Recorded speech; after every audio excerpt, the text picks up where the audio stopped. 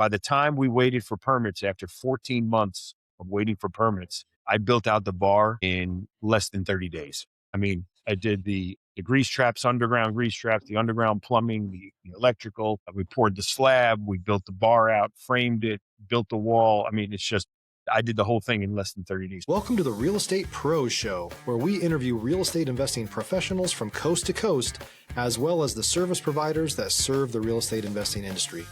Our goal is simple: share what's working now to help you improve and scale your business to the next level and meet the pros that can help you get there.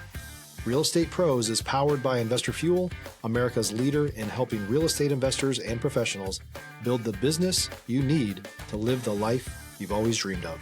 Let's start today's show.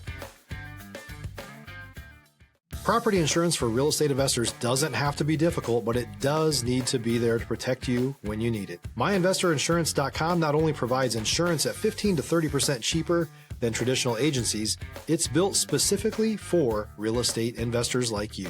You can set up an account in about 2 minutes, get quotes on properties, turn on and turn off insurance for your fix and flip or rental properties in around 2 minutes without having to talk to anyone directly, all through our portal. There's no better way or faster way to make sure you've got the coverage you need to protect you, and no more lengthy policies either. Once you're set up, you're billed monthly and prorated by the day for however long your policy is active. It's powered by MSI, the third largest independent MGA, with 1.5 million customers and more than $1 billion in cumulative premiums written. Get set up today in about 2 minutes at myinvestorinsurance.com/fuel. Hey folks, welcome back to the show. Today's guest, Mike Mondelli, is a general contractor in South Florida, founder of Avante Construction. Thanks for joining us today, Mike. You're welcome. Nice to be here. Happy to be here. Now, when we talk South Florida, Florida in general, but specifically South Florida, I was mentioning to you in the green room, this is probably my favorite area in the country. And there's so many people from around the country, around the world, who are looking at investing in South Florida. I'd like to start off at the top by asking, how you got started in this space. Well, I got started at a very young, ripe age of probably 18 years old. My father was a real estate investor down here. I actually was in New York and then came here and partnered in with an investor, Tom Palumbo. Tom was a very, very seasoned investor here in South Florida for a number of years. And my dad was his partner. They basically got started in buying and flipping and wholesaling property. And that's how I got started. I walked into my dad's office at a young age, and over the summers, I'd come home from college. I played college football, but I came home from college and I said, Dad, I want to learn the business. And, I started out, demolition work for my dad's rehabs and my dad's flips. Then I eventually got into, hanging drywall and painting and stuff like that. But the majority of the way I started was the grind, but just started from the bottom. And yeah. Now, when we talk general contracting in general, I think that there's a lot going on around the country, and I think more people are getting into the space. I would say there's still a shortage of general contractors, but South Florida specifically, I got to imagine the competition is steep and people have to find their niches, right? Is there any one niche that you're involved in or that you see a lot of work coming from as far as a segment of real estate? As much as I would like to tell you that I'm involved in a niche and I pound my niche, I've been in this space, and we have done such a great job in customer service and cultivating the relationships with homeowners and or developers. I think my niche has shifted towards commercial build-outs and build-outs for developers. We just built out a Blissery bakery. We built out a State Farm insurance company. We built out a mixed martial arts studio for one developer. And now we're doing a large pizza restaurant for them. So that's kind of our niche is those build-outs, those small build-outs. But then we're also in a high-rise building. So I do they do something called, they just sell you a white box here. In Miami, a lot of developers they're building these skyscrapers, and you're going in, they're just giving you a box and they're saying, here homeowner, here's a $2 million shell. Now hire a contractor. We go out there and we design, we hire a designer and they get a design. They go design their whole white box out to whatever they want their unit to look like. So there's a lot of that. We're getting. Stop living on an island and join the #1 mastermind in America for professional real estate investors. Investor Fuel is a community of hundreds of the nation's top investors working together to build stronger businesses and better lives.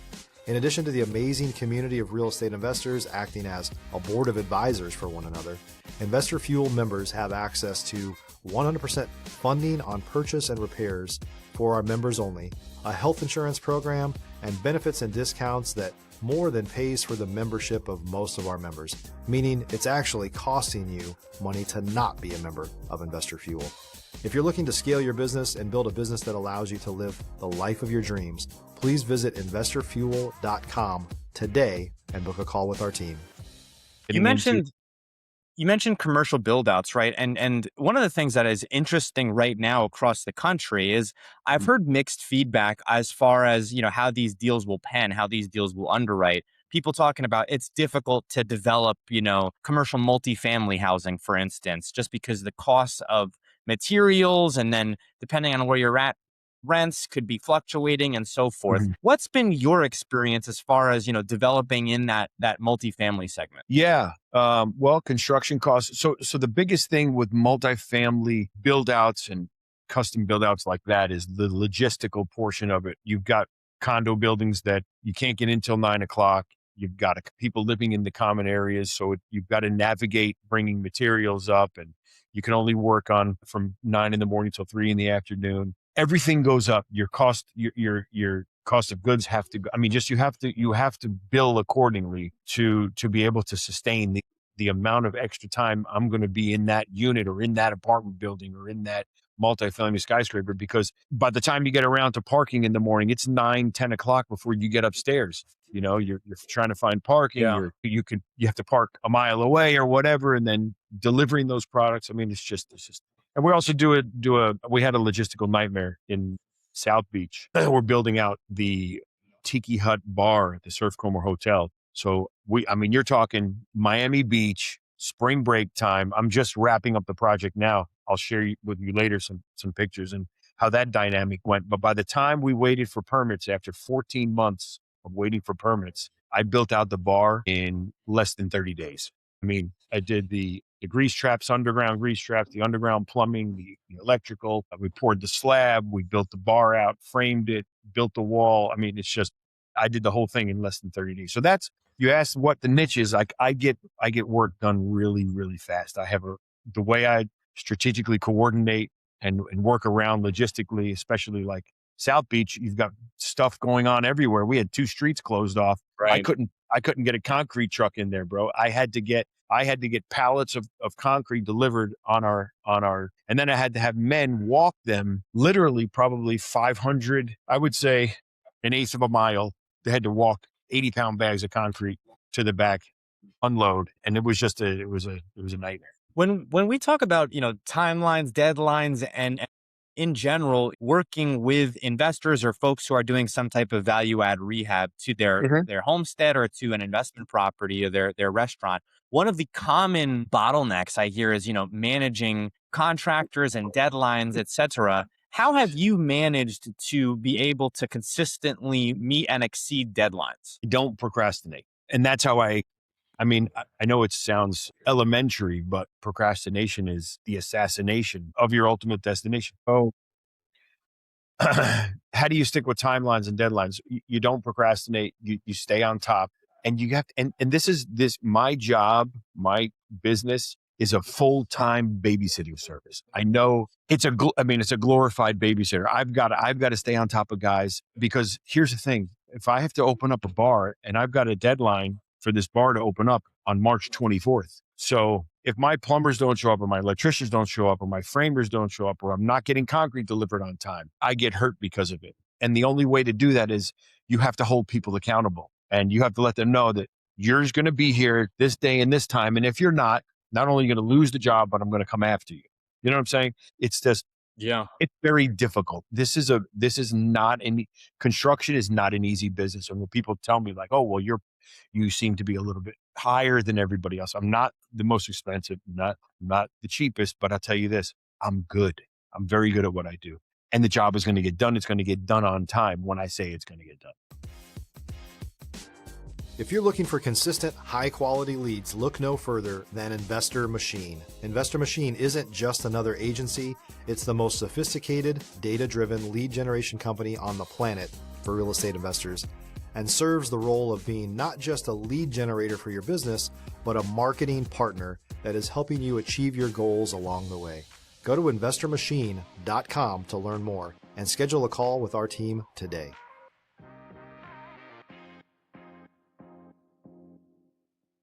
Managing crews as you're managing construction work, you want to always stay ahead of them, meaning I'm never going to give my guys too much money because at the end of the day, these guys are infamous for taking money, going to the next job. And by the way, when I start a job, I don't stop the job until I finish it. I don't take guys off. And that's another way, Dylan, how I stick to timelines. A lot of contractors, they'll take on a job and they'll start demolition on Monday and then go do another job on Tuesday or Wednesday. No, when I start demolition on Monday, on Tuesday, I'm there, I'm framing. You understand? I'm doing my framing. I'm doing my next steps. I'm demoing Monday and then I'll start framing on Thursday. No, I run through the job and get it done fast. Yeah. For folks who are looking at, managing multiple sites, and I'm specifically thinking about flippers right now, and they're thinking, okay, well, we got to do volume, right? So now we're going to have multiple sites. We might be using the same crew or multiple crews. That can be a tricky process, especially for folks who are scaling. Any feedback for folks who may be for their first time managing multiple sites? So managing multiple sites, multiple trades, so if you have several rehabs going at once, it's best to try to coordinate the trades that you're doing simultaneously, right? So if you've got 3 projects at once, you want to get all your demo done. If you can coordinate it like this, if it works out where, okay, so I close on the properties on Friday and they need the same scope of work. Let's say the scope of work entails demolition on all 3 properties or demolition on 2 properties without getting too complicated. Let's say demolition on all 3 properties. So sure. I close on Friday and I say, okay, well, I have my demolition crews. I will pinpoint, hey, you're going to be here. You're going to be at 17th Street, 18th Street, 19th Street. We're going to do demolition in one day. So I'll coordinate all my demo in one day. While my guys are demoing, I've already done a takeoff on the materials that I need to be placed on site. So when my demo is done and I have that trash removed, and now I have a blank canvas to work from, I've got my materials already delivered, my framing materials, you understand? My drywall materials. So when my framing is done, my electrical rough, my plumbing rough, and then obviously your inspections, you get your rough inspections done and boom, then you start putting everything back together.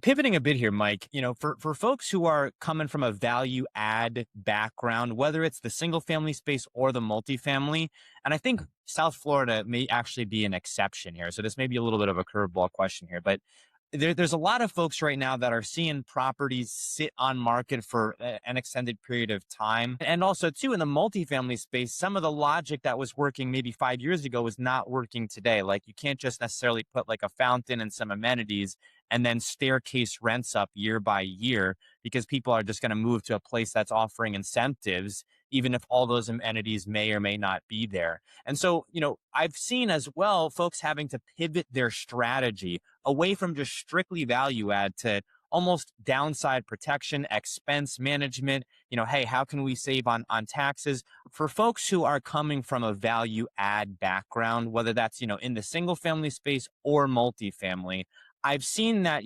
because of market fluctuations, properties sitting on the market for maybe a little bit longer. And then as well, there's increased vacancies in multifamily housing in various markets.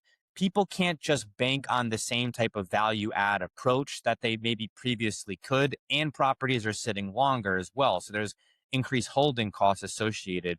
Are you seeing investors, pivot away from strictly value add to also looking at how they can, increase cash flow other ways and increase, the value in their asset other ways, such as, tax strategies and then also operational efficiency? I mean, there's room for negotiation on in every corner. I mean, you could cut your costs down. If you're working on value add, it's value add, right? You have to figure out a way to add more value to the property. If it's increasing or decreasing your tax liability, um, or saving money on material cost and adding to your bottom line at the end of the day, there's no secret sauce, or I don't think there's some sort of there's no easy answer to that question, right? I mean, we try to Yeah. cut costs everywhere we can, right? Well, here's the thing. Maybe sometimes given the market conditions and the way things are going and the way the market has softened up, interest rates are increasing. I think that you can add value to a property without totally ripping out the entire bathroom or without totally gutting the kitchen. There's other ways to add value and create a desirable property to either live in or to flip and ultimately sell for a profit. A lot of people I think like going in, Dylan, and it's like ripping a house apart and spending $100,000 was the best idea. But I come to find out that you can get the same result by maybe spending $40,000. And there's ways to do that. Yeah, I mean, especially, people are looking at doing these like HGTV level flips and everything from the roof to the studs, right? And then, it becomes almost a passion project, and you can start to distance yourself from the bottom line. And I think that's where people sometimes get into some bit of trouble. If you're a new or newer real estate investor looking to launch or grow your real estate investing business, please check out Investor Fuel Club. It's a coaching community, but unlike anything you've ever seen before. And you can actually partner with members of our mastermind from coast to coast on deals right in your market. There's no better opportunity to build a consistent business than to literally partner with pros to help you avoid costly mistakes, avoid the need for capital to do deals, and help you eliminate your fears as you're starting your business. Learn more about Investor Fuel Club at investorfuel.com/club. Pivoting a bit here though, Mike, when we talk specifically about South Florida, it's a very interesting market, right? Because probably one of the most desirable, if not the most desirable areas of the country. And I personally love that area. I was mentioning to you in the green room how much I love Miami and Fort Lauderdale and being on Las Olas Street in Fort Lauderdale, just loving that. I think there's a lot of interest from folks across the country in real estate about moving their business to South Florida, Florida in general, but not just for the weather, not just for the favorable tax treatment, but also because there's an energy of entrepreneurship that is happening in South Florida specifically, where you're seeing real estate operators from across the country move their business there, even if they're not based out of South Florida. Yeah, well, I mean, I see that every day. I'm here in downtown Miami the majority of the time. I mean, people are realizing that in order to get rich, in order to create true wealth, it's in the entrepreneurial space. 75% of the millionaires are made in the entrepreneurial space, whatever it is that you're doing. And I think that there's more with artificial intelligence specifically. There's ways to make money, a lot of money, sitting at home, doing work from your home. And what better place to live than sunny South Florida, right? I mean, you've got everything you could ever want here. And it's a young entrepreneur's world now, down here specifically in, like places like Las Olas, Fort Lauderdale. It's growing. It's becoming more popular. I mean, look, they've just built buildings here that are 100% sold out. I mean, people are migrating to Florida. It continues to be a place where people want to live, despite that it's, the market may be resetting. The market may have shifted, to a seller's market balance, buyer, leaning towards that. But even though There's prices a lot down, of people who are interested in moving there for sure. Despite the prices are down 1 to 5%. In many areas. So you could either go to Avante Construction's website. You can send me a message there, or you can text me directly. I'll always answer my text. It's 954-857-9971. You could reach me directly there. One of the newest projects we're working on, we're doing a big common area renovation right off of Las Olas. Very interesting, Dylan. So we'll get more into that Maybe next time, but I'm doing a common area renovation of a $6.5 million project in Fort Lauderdale. So maybe we'll see each other for some coffee down in Las Olas. Mike, thank you so much for joining us today. Absolutely. Thank you, Dylan. Thanks for joining us for today's Real Estate Pros Show. You can learn more about the amazing benefits of the Investor Fuel Mastermind community, including surrounding yourself with hundreds of other rock stars, 100% financing for your deals, and members-only discounts from vendors you're likely already using that, as a member of Investor Fuel, will save you more than the cost of your membership. Visit investorfuel.com to learn more. If you're interested in joining us as a guest of this show, please visit investorfuel.com/pros to apply. You can also check the show notes for access to free resources, how to get access to world-class lead generation, and much more. Don't forget to subscribe so you never miss another episode. Have a great day. We'll see you on the next show.